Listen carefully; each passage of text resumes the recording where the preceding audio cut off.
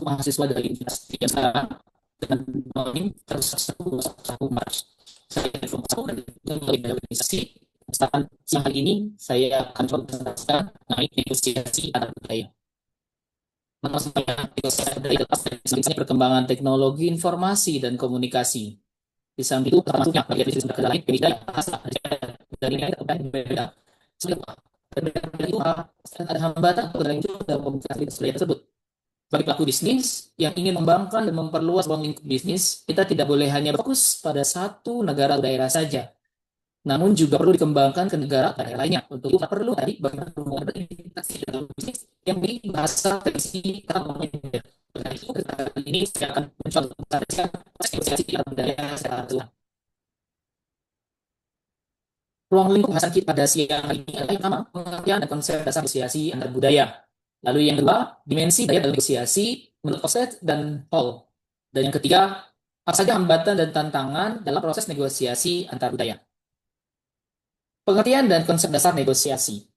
Negosiasi merupakan proses komunikasi antar dua pihak atau lebih dengan maksud untuk mencapai kesepakatan dalam suatu hal yang dapat diterima dan juga menguntungkan semua pihak yang terlibat.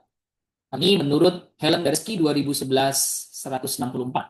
Lalu, apa yang disebut dengan negosiasi antar budaya? Negosiasi antar budaya itu adalah proses di mana dua pihak atau lebih yang berasal dari budaya yang berbeda mendiskusikan untuk kepentingan bersama dalam rangka mencari solusi dan mencapai kesepakatan sehingga mendapatkan manfaat bersama dan juga saling menguntungkan.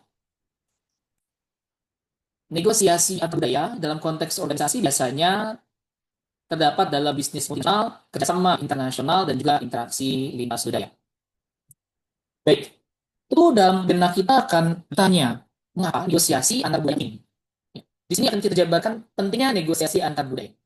Yang pertama, penyelarasan tujuan demi kepentingan bersama di era globalisasi saat ini. Dunia bisnis saat ini tidak lagi dibatasi oleh sekat-sekat geografis, kemajuan teknologi dan keterbukaan pasar merupakan rantai pasok, konsumen, dan investasi saling terhubung secara global, lintas negara dan juga daerah. Secara kerangka hukum, etika bisnis, dan ekspektasi komersial yang berbeda. Negosiasi antar budaya menjadi utama untuk menjelaskan visi dan tujuan bisnis. Pada dasar ini, mereka strategis di bersama tidak pernah dalam eksekusi yang baik.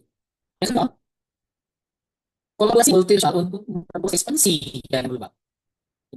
Sama-sama tahu pertumbuhan perusahaan yang sangat bergantung pada kemampuannya untuk operasi di pasar domestik kerjasama dengan mitra dari berbagai belahan dunia. Hal ini melibatkan kemitraan strategis atau joint venture, merger, dan juga akuisisi lintas batas hingga pengelolaan vendor nasional. Negosiasi budaya mampu berinteraksi secara luas dengan berbagai pemangku kepentingan atau stakeholders. Kemampuan ini mempermudah proses mengetuk pintu pasar baru, beradaptasi dengan regulasi lokal, serta membangun hubungan bisnis yang solid dan berkelanjutan dengan entitas asing. Yang ketiga, mencegah konflik guna mengurangi risiko kesalahpahaman.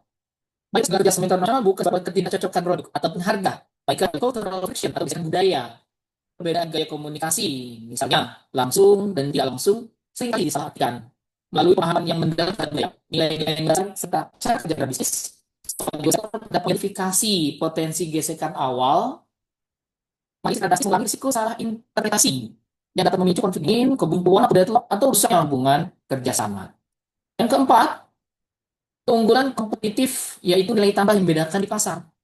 Di tengah pasar yang jenuh di mana produk dan layanan semakin atau banyak dan beragam, aspek manusia dan kenyamanan berinteraksi menjadi penentu utama. Kemampuan negosiasi lintas budaya yang handal merupakan soft skill, langkah yang berfungsi sebagai nilai tambah strategis berorganisasi. Perusahaan yang memiliki tim dengan kompetensi ini akan jauh lebih disukai oleh mitra internasional karena dinilai lebih akomodatif, menghormati nilai lokal, dan juga lebih aktif. Ini merupakan keunggulan kompetitif yang nyata dibanding kalau kaku atau egosentris. Tanya, ada gaya negosiasi lain. Pertama itu ada langsung dan tidak langsung. Dimensi mencapai spektrum gaya komunikasi digugakan untuk menyampaikan pesan, penawaran, penolakan dalam ada langsung. Gaya ini memiliki karakteristik komunikasi yang jelas, lugas, dan berpoin. Negosiasi tidak asumsi bahwa tujuannya dan pesan disampaikan tanpa apa. Jika sebelah wajah tanpa berkaitan nasional. Contohnya, dalam negosiasi itu dapat Perjanjian langsung dibahas pada poin fokus dan penolakan dianggap sebagai dinamika profesional yang dari sebagai di bisnis. Tidak langsung.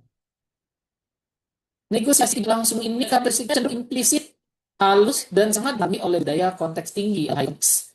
Pesan sebenarnya seringkali tidak diucapkan secara verbal, melainkan di balik bahasa tubuh, intonasi, atau pilihan kata yang ditulis demi menjaga harmoni dan kehormatan lawan bicara. Contohnya di negara Jepang dan Korea.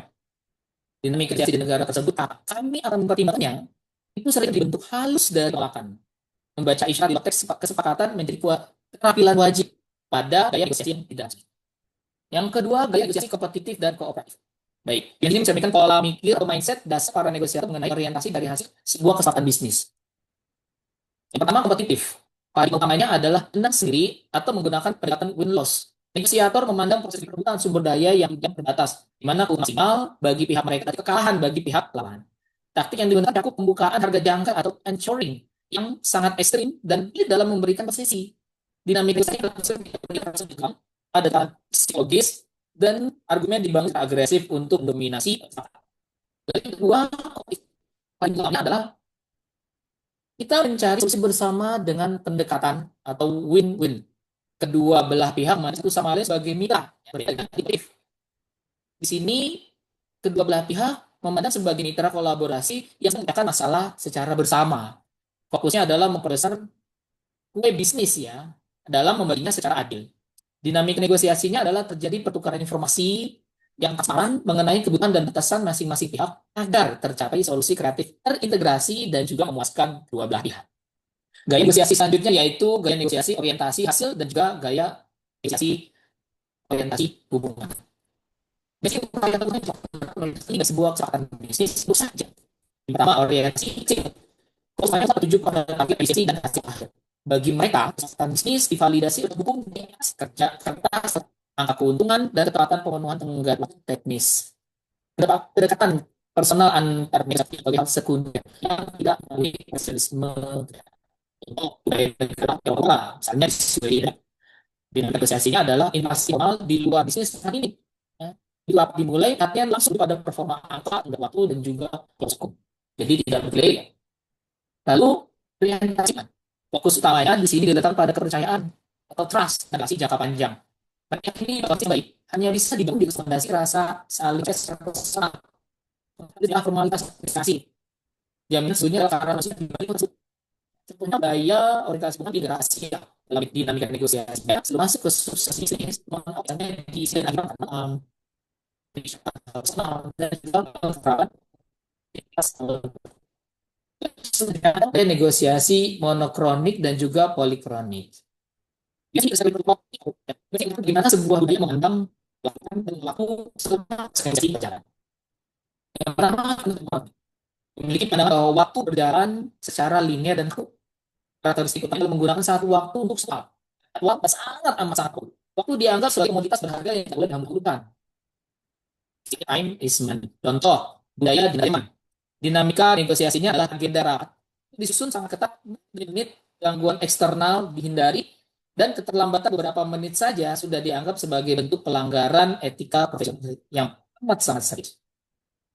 Lalu kita kenal juga dengan polikronik. Apa itu polikronik? Gaya negosiasi yang memberikan multidimensi harus ditemani dalam melakukan hal sekaligus dan bersifat presisi terhadap waktu.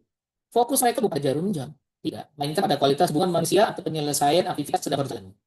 Intinya budaya di negara Afrika, dinamika negosiasinya adalah agenda rapat bisa berubah secara di tengah jalan. Jika ada hal yang atau yang jauh lebih ini dan tidak tersebut oleh terlalu. Maksudnya, ada 6 dimensi budaya konsep. Teori 6 dimensi budaya G. Hofstede ini merupakan salah kerangka kerja yang paling populer dalam menganalisis bagaimana nilai-nilai masyarakat, mempengaruhi perilaku, misi, dan gaya bekerja bagi negara. Yang pertama, Power Distance Index atau PDI, jarak kekuasaan. Dimensi ini mengukur sejauh mana anggota masyarakat yang memiliki kekuatan atau kekuasaan rendah menerima dan mengharapkan bahwa kekuasaan didistribusikan secara tidak merata. Ini tentang bagaimana masyarakat menangani ketimpangan antar manusia. Jarak kekuasaan ini kita bagi menjadi dua. Yang pertama, jarak kekuasaan tinggi atau high power distance. Masyarakat menerima hierarki yang kaku tanpa perlu pembenaran lebih lanjut. Pemimpin adalah figur autokratis, instruksi berjalan satu arah dari atas ke bawah, dan bawahan enggan menyangga atasan dari rasa hormat. Salah satu cirinya adalah struktur organisasi sangat vertikal dan juga birokratis. Keputusan ini hanya diambil oleh manajer puncak, contohnya di negara Indonesia, Malaysia, dan juga Arab Saudi. Yang kedua, jarak kekuasaan rendah atau low power distance. Masyarakat berusaha menciptakan kesetaraan. Kekuasaan dianggap sebagai instrumen fungsional, bukan status sosial yang mutlak. Atasan dan bawahan berinteraksi secara kasual sebagai rekan kerja. Salah satu cirinya adalah struktur organisasi cenderung flat, komunikasi bersifat partisipatif, dan pengambilan keputusan melibatkan diskusi kelompok. Contoh di Denmark dan Swedia. Dimensi yang kedua adalah individualisme dan kolektivisme. Individualisme itu artinya individu diharapkan hanya merawat diri mereka sendiri dan keluarga inti mereka. Lalu untuk kolektivisme artinya individu terlahir terintegrasi ke dalam kelompok-kelompok yang kuat, misalkan keluarga besar, suku, atau organisasi yang akan terus melindungi mereka sebagai loyalitas mutlak. Money kelompok adalah prioritas utama. Artinya, rekrutmen dan promosi sering mempertimbangkan kecocokan relasi grup. Lalu dimensi yang selanjutnya, masculinity dan juga femininity. Ya. Dimensi ini melihat apa yang motivasi masyarakat ingin menjadi yang terbaik atau maskulin atau apa yang mereka lakukan atau feminin. Maskulinitas di sini berarti masyarakat lebih kognitif dan berorientasi pada pencapaian kesuksesan materi dan juga ketegasan. Sedangkan pada feminitas, masyarakat lebih berorientasi pada konsensus, kualitas hidup, hubungan antar manusia, serta pilihan terhadap dan mampu. Lalu selanjutnya, dimensi uncertainty avoidance atau menghindar ketidakpastian. Kita bagi jadi dua, ketidakpastian tinggi dan juga ketidakpastian rendah. Ketidakpastian tinggi, masyarakat merasa terancam oleh ambiguitas dan situasi tidak diketahui. Mereka mengatasinya dengan membuat hukum yang ketat, prosedur yang kaku, serta menolak ide yang tidak ada. Namun menghindar tinggi rendah, masyarakat tahu lebih santai menghadapi ambiguitas. Mereka percaya bahwa banyak virus belum beraksi dan mereka lebih pada perubahan dan lalu selanjutnya dimensi budaya OCN yaitu long term orientation. Ya, kita juga bagi di dua, orientasi jangka panjang dan juga orientasi jangka pendek. Dalam orientasi jangka panjang, masyarakat berpikir visioner untuk masa depan. Ya, ini adalah tentang penghematan, ikhlas jangka panjang dan kemampuan beradaptasi dengan perubahan ini. Sedangkan orientasi jangka pendek, masyarakat lebih berpikir masa lalu dan fokus pada yang dibebaskan dan saat ini saja. Tetap sosial yang kuat untuk mengantisipasi saat ini dan juga ekspektasi hasil yang tinggi. Lalu yang selanjutnya ada indulgence dan respect atau kesenangan dan pengendalian diri. Indulgence atau bebas, masyarakat itu memohon dorongan manusiawi secara bebas yang dengan menikmati hidup, bersenang-senang. Mereka memiliki kepentingan tinggi dan bersih. Respect mengendalikan diri, kanan masyarakat memiliki keyakinan bahwa pemenuhan kebutuhan dasar serta diatur oleh orang yang dimiliki ataupun trans. Selanjutnya ada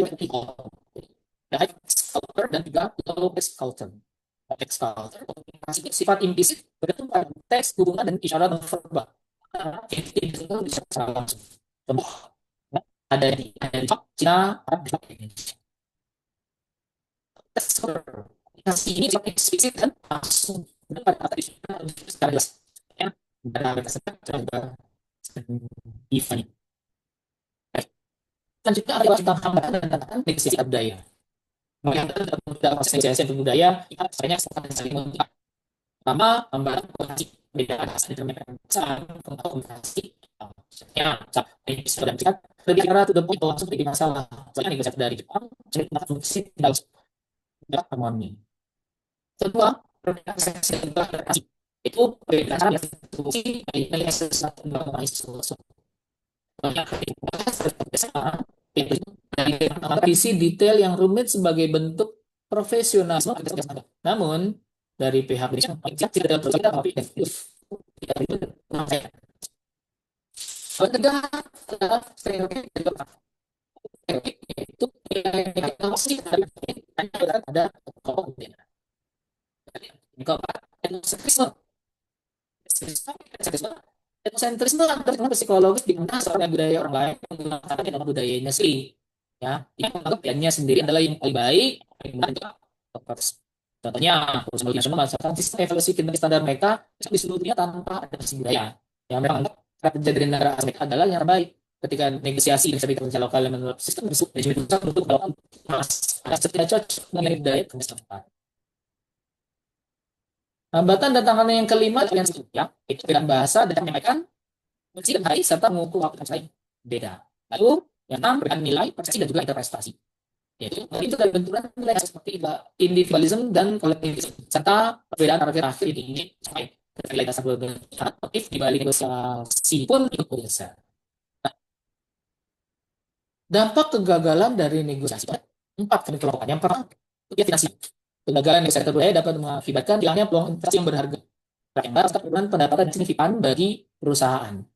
Lalu reputasi buruk. Artinya keguguran dalam kegagalan dalam negosiasi lintas budaya dapat mencoreng citra dan reputasi perusahaan di pasar internasional, daya saing dan juga kepercayaan mitra global terhadap organisasi kita. Lalu dampak selanjutnya rusaknya hubungan. Kesalahpahaman baik tidak tertangani dan dapat merusak kepercayaan hubungan jangka panjang antara mitra bisnis internasional, sehingga sulit untuk membangun kerjasama di masa depan. Dampak selanjutnya terakhir yaitu konflik internal. Perbedaan budaya dan pola dengan baik menimbulkan ketegangan dan konflik dalam tim multinasional, menurunkan produktivitas, semangat kerja, dan juga kohesi organisasi secara jelas. Nah, strategi yang dapat berhasil saya menentukan kami jadi 6, yaitu yang pertama, riset budaya. Strategi ini akan pentingnya mempelajari nilai kebiasaan mitra sebelum pertemuan dilakukan. Siap negosiasi antara saling siap. Lalu kedua, membangun kepercayaan. Kita harus bangun personal dan kepercayaan lawan bisnis kita. Ketiga, fleksibilitas. Ya, kita harus mampu menjual gaya komunikasi dan fleksibilitas dinamis di meja perundingan. Lalu yang keempat, negosiasi itu harus dilakukan secara aktif. Kita harus pahami perspektif lawan apa yang kita investasi. Lalu yang kelima, yang diperlukan kita bisa menggunakan mediator, yaitu kita boleh kendala bahasa yang terlalu lebar strateginya adalah kendala atau mediator budaya. Mereka adalah memahami masalah lokal, bahasa, bangsa dan memaksa kita akhir strike win-win. Intinya mencari solusi yang tentang semua pihak di kedua belah pihak antara kita dengan mitra bisnis kita bisa saling di sini ada keterampilan negosiasi. Keterampilan dengan keberhasilan negosiasi antar budaya. Tingkat keterampilan berdasarkan relevansinya untuk bisnis internasional. Berdasarkan Dick Early dan Sunek melalui sertifikat sejak 2003. Tapi yang cultural intelligence, Salters, dan Harvard Project Foundation, spesial dari Git, Hofstede, dan juga Fons Tompenas. Oke. Yang pertama, ya, Culture Intelligence atau CQ itu menempati tempat tertinggi, yaitu mencapai 90%. Ya. Mengapa? Karena CQ bukan saja mengetahui teori kebudayaan makro suatu negara, namun juga mampu komprehensif terhadap seorang negosiator untuk berfungsi dan mengelola situasi secara efektif saat berhadapan dengan lingkungan baru yang belum ditemui. Komunikasi lintas budaya itu mendapatkan nilai 85%. Karena apa? Ya, karena keterampilan ini menurut untuk menguasai tidak spesial tapi juga kepekaan terhadap budaya tinggi dan juga konsumen. Lalu, empati. Empati itu memiliki 60%. Kenapa? Karena tanpa empati, sang negosiator akan terjebak dalam sikap etnosentrisme atau budayanya ada kali baik, menilai tindakan orang lain murni berdasarkan standar diri sendiri. Lalu, abilitas bernilai 78%, ya. Karena apa? Karena ketika dia bergeser, regulasi lokal bisa mendadak intervensi dari dinamika emosi di ruang rapat bisa berubah sewaktu-waktu. Justru itu, kemampuan untuk mengubah struktur pendekatan secara instan sangat diperlukan. Lalu yang kelima, resolusi konflik. Menepati tingkat relevansinya itu 75%. Karena kenapa? Kemampuan resolusi konflik bertugas mengendalikan agar ketegangan tersebut dapat hubungan jangka panjang. Ya, selanjutnya ada studi kasus tentang McDonald's di India. Permasalahannya awalnya McDonald's itu ya mencoba membawa formula kesuksesan global mereka secara mentah-mentah, yaitu menu burger berbahan dasar daging sapi. Namun, ya berujung pada kegagalan awal dan fatal karena mayoritas masyarakat ini agama Hindu. Di mana sapi merupakan hewan suci yang sangat dihormati. Mengkonsumsi daging sapi dapat melakukan keagamaan ketika religion lokal secara mendalam. Bagaimana solusinya? Akhirnya, McDonald's meluncurkan McAloTiki dan juga menu vegetarian sebagai pengganti menu daging sapi tersebut yang disesuaikan dengan pertumbuhan pasar yang signifikan di negara itu.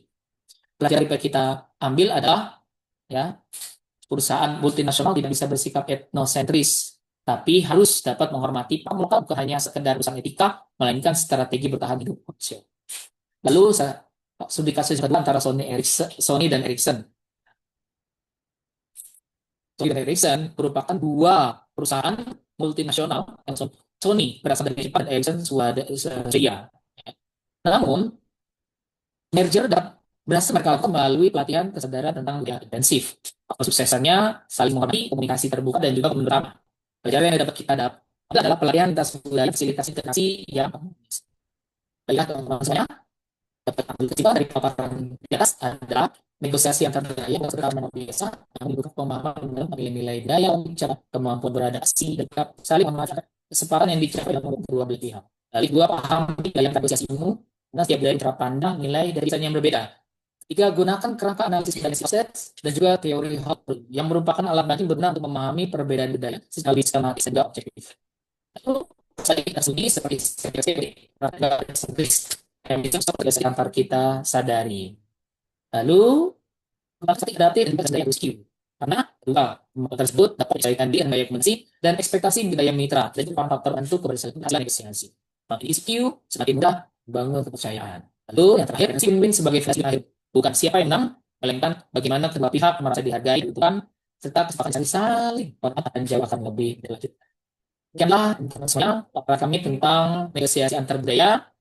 Mohon maaf atas segala kekurangan. Bila Hidayah. Assalamualaikum warahmatullahi wabarakatuh.